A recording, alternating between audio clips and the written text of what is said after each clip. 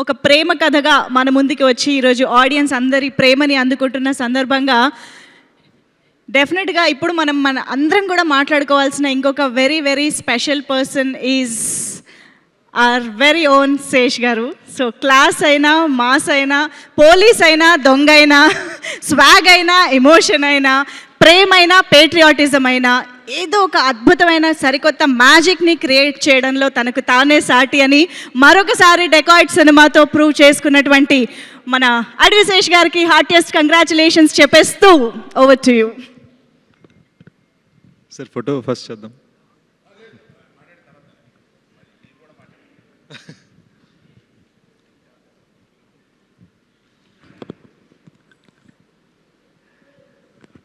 You know నేను గత ఒక 1 వీక్ నుంచి చాలా గ్రాటిట్యూడ్ ఫీల్ అవుతున్నాను. మొన్న ప్రీ రిలీజ్ ఈవెంట్లో కూడా ఇది చెప్పాను. ఇవాళ morning I was just thinking, 2013లో నేను ఒక సినిమా ట్రై చేశా, కిస్ అని. అండ్ కొన్ని అనివార్య కారణాల వలన దానికి ఆ సినిమాలో డబ్బులు పెట్టిన వాళ్ళు కొంతమంది కేసులు ఇవి అవి ఈ సినిమా అంతా పోయి అంతా జరిగి I found my self standing in a Delhi police station. చుట్టూరు 4 పోలీసులు ఉన్నారు. ఒక్కొక్కళ్ళు ఆ హర్యానా, పంజాబ్ 6 అడుగులు 3 ఇంచులు 6 అడుగులు 4 ఇంచులు నించొని మాట్లాడుతున్నారు. నాకు అసలు ఇండియాలో పోలీస్ స్టేషన్ ఎలా ఉంటుందో కూడా తెలియదు. దానికి ఒక సంవత్సరం ముందు ఇండియాలో అసలు ఆటోలో పట్టుకోవాలి, రోడ్ల దాటాలి కూడా కొంచెం డౌట్గా దాటేవాడిని రోడ్ని. ఆ టైంలో నేను అక్కడ నించున్నప్పుడు వాళ్ళని ప్రశ్నిస్తున్నప్పుడు ఫైనల్గా అదేం అవ్వలే, వాళ్ళకి రియలైజ్ అయింది అంత రాంగ్ అని. బట్ వాళ్ళని ప్రశ్నిస్తున్నప్పుడు నాకు లోపల ఒక భయం, ఒక ఇవన్నీ ఫీల్ అవుతూ ఉండగా I told my self one thing, ఇంకా ఎప్పటికైనా సరే పట్టుదలతో ప్రాపర్గా గట్టిగా పట్టుకొని మాత్రమే సినిమా చేయాలి, మనసుతో సినిమా చేయాలి. We're not going to do anything else ever again. వీళ్ళు చెప్పారని వాళ్ళు చెప్పారని వద్దు. Only trust your heart, trust the guidance of people you trust and do your best అని నేను ఫిక్స్ అయిపోయాను. అండ్ అప్పటి నుంచి జర్నీ అలానే సాగింది. మెల్లమెల్లగా లైఫ్లో క్రెడిబిలిటీ వచ్చింది. అరవింద్ సార్కి ఫస్ట్ టైం నా పేరు చెప్పడం నుంచి ఈరోజు అరవింద్ సారే నా గురించి మాట్లాడే స్థాయికి వచ్చాను. ఇట్ జస్ట్ ఫీల్స్ లైక్ ఇది ఎందుకు ఎలా జరగగలిగింది. ఈ రోజున dacoits become my career biggest opener. ఎందుకు జరిగింది అని ఆలోచిస్తూ ఉంటే ఒక ఫీలింగ్ వచ్చిందండి. నేను ప్రతి ఇంట్లో ఒక పెద్ద కొడుకు ఉంటాడు కదా, మా ఇంట్లో నేనే పెద్ద కొడుకుని. పెద్ద కొడుకు ఏం చేస్తాడు, అమ్మ నన్ను చూసుకోవాలి, చెల్లెలు పెళ్లి చేయాలి, జాబ్ జాగ్రత్తగా ఉండాలి, డబ్బులు బాగా సంపాదించాలి, ఫ్యామిలీకి సెక్యూరిటీ ఉండాలి, ఇవన్నీ ఆలోచిస్తాడు. సో నా మైండ్లో నేను యాక్చువల్గా ఇంట్లో అదే, at the same time cinema రంగంలో కూడా నా మైండ్లో అదే, ఇంటి పెద్ద కొడుకుని. నాకు ఫ్యామిలీ అనేది ఆడియన్స్.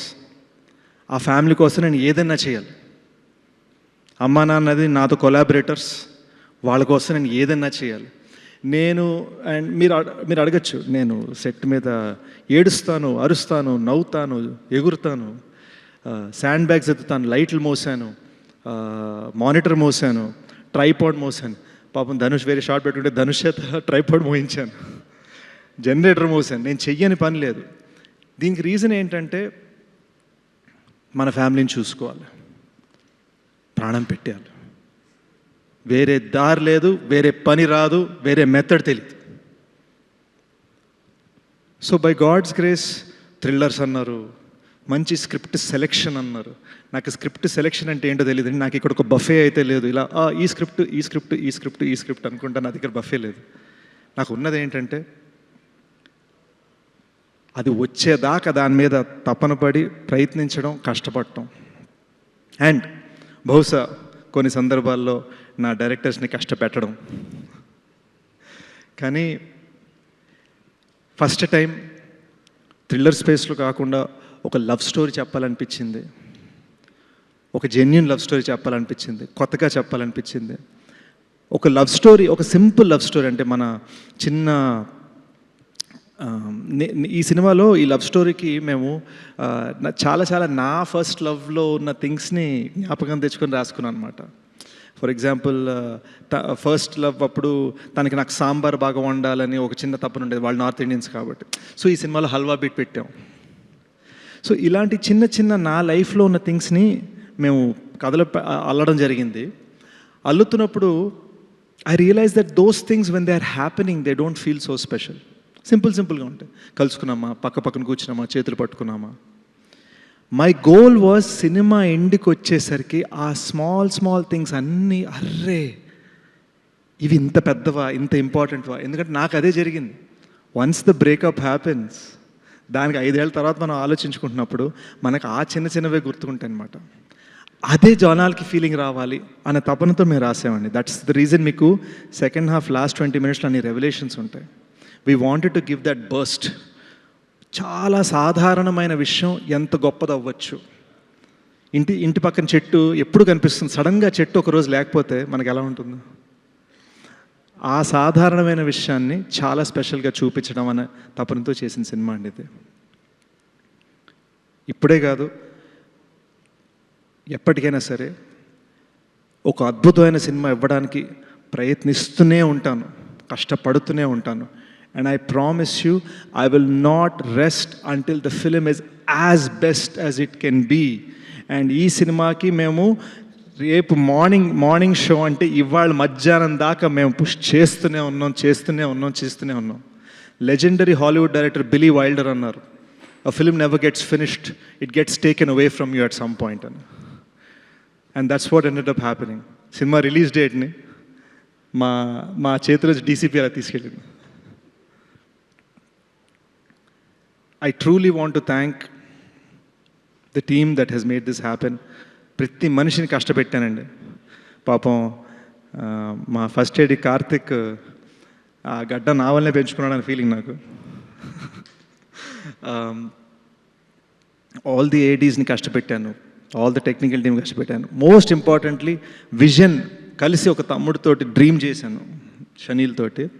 మోస్ట్ ఇంపార్టెంట్ మనోడిని ప్రతి విషయంలో ఇలా చేయొచ్చు అలా చేయొచ్చు అని 10 సార్లు అడిగితే నన్ను గైడ్ చేయడం మొదలుపెట్టాడు. నాకు ఒక లైట్ హౌస్ లాగా, నాకు ఒక నార్త్ స్టార్ లాగా తను ఫంక్షన్ అవ్వడం మొదలుపెట్టాడు. అప్పుడు నేను రియలైజ్ అయ్యాను ఈ సినిమా కరెక్ట్ దారిని వెళ్తుందని. And that is the reason ఈ రోజున ఈ సినిమా నా కెరీర్లో బిగ్గెస్ట్ హిట్ అయింది. He is the reason.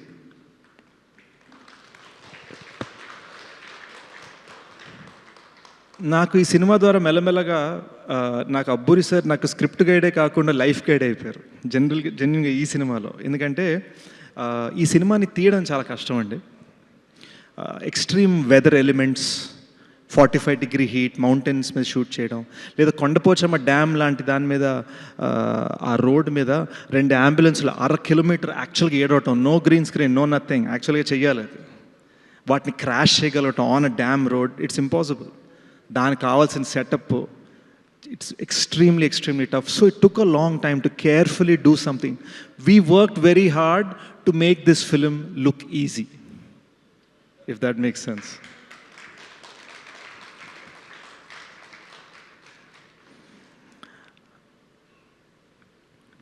PK ఇందాక ఒక మాట అన్నాడు. he said reintroduction. PK నువ్వు ఇంకా కుర్రోడివి, నీకు రీఇంట్రడక్షన్ అవ్వలేదు. ఇప్పుడు now you're a force.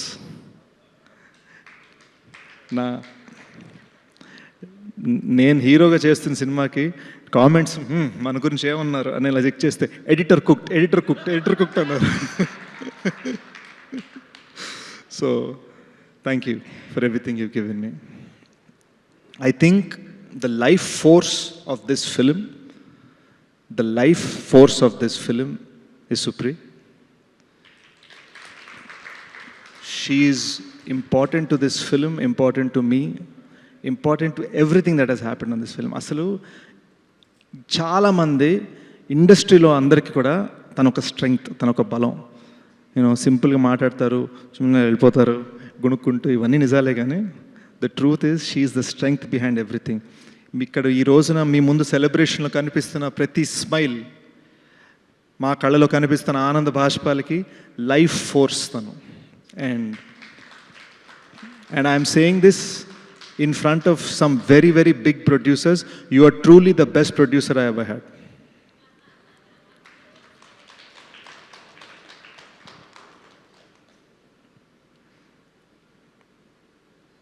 I think Mrunal coming into the project was oka golden ray sunshine andi. Oka chala దిగుల్లో ఉన్నాం యాక్చువల్గా మృణాల్కి నచ్చుతుందా లేదా, కొన్ని అనివార్య కారణాల వలన అనుకున్నట్టుగా స్టార్ట్ అవ్వలేదు ప్రాజెక్ట్.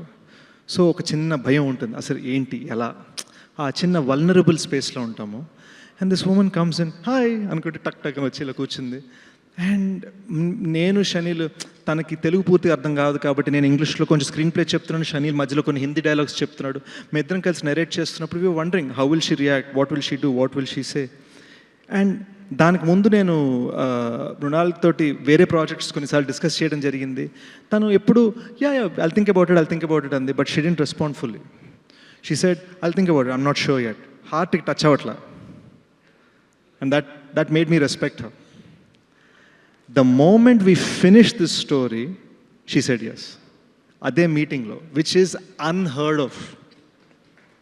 తన స్థాయిలో ఉన్న యాక్ట్రెస్ అలా చెప్పగలగటం is unheard of. And you can check, ఇండస్ట్రీలో ఉన్న పెద్దలు, ఇండస్ట్రీలో ఉన్న journalist, you can check how actors react after a narration. All these people, and there are so many more people over the course of this 2-year journey who have given this film so much strength. You know, పాపం మా background music composer జ్ఞాని కొత్తగా పెళ్ళైంది, వాళ్ళిద్దరికి గొడవలు అయ్యే స్థాయికి తీసుకెళ్ళిపోయాను నేను. మా బ్యాక్గ్రౌండ్ మ్యూజిక్ చేయించుకొని లాస్ట్ మినిట్లో ఇంకా 30% బ్యాక్గ్రౌండ్ మ్యూజిక్ మిగిలి ఉంది. జ్ఞాని అక్కడ మిక్సింగ్ చేయాలన్నప్పుడు అనంత్ని రిక్వెస్ట్ చేసి 30% అడిషనల్ బ్యాక్గ్రౌండ్ స్కోర్ అనంత్ని తీసుకొచ్చాం. ఆయన వల్ల ఒక ఫోర్స్ వచ్చింది. So it felt like all this good will coming together ఈ సినిమాని నిలబెట్టడానికి. అండ్ మీరు నమ్మరు, నా కెరీర్లో ఒక సినిమా ఫినిష్ చేయడానికి ఇన్ని అడ్డంకులు లేవండి ఈ సినిమాకు ఉన్నంత.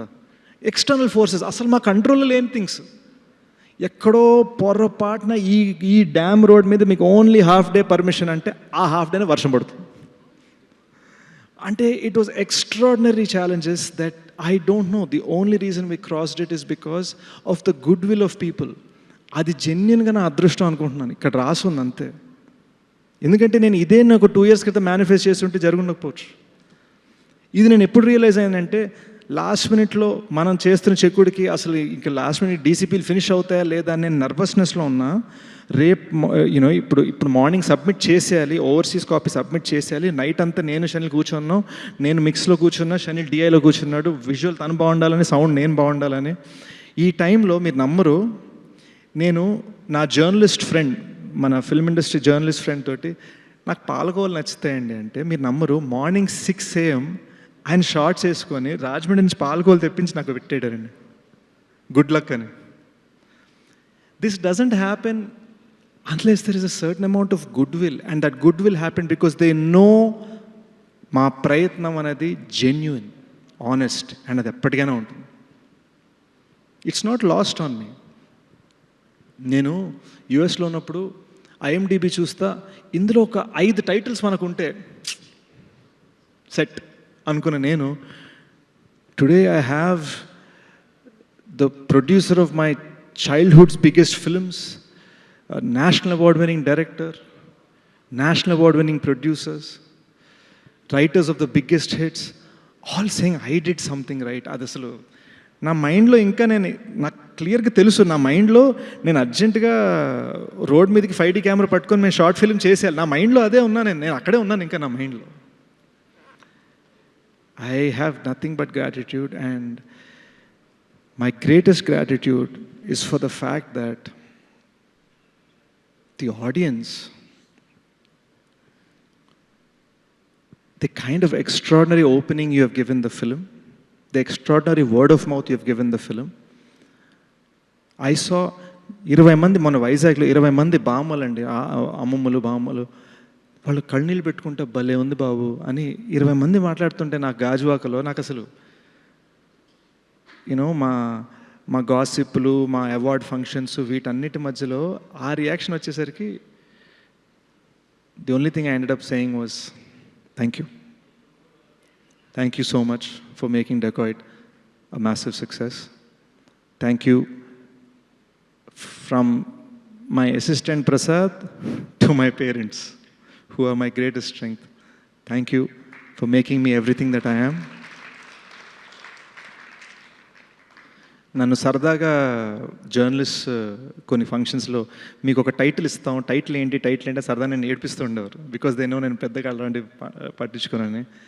నేను ఇంతకుముందు ఒకసారి అన్నాను, మళ్ళీ ఒకసారి అంటాను, the only tag I would ever want is good cinema Sesh. Thank you. Yes, definitely. Thank you, Sesh Garu, for giving us this wonderful film on behalf of audience, in fact.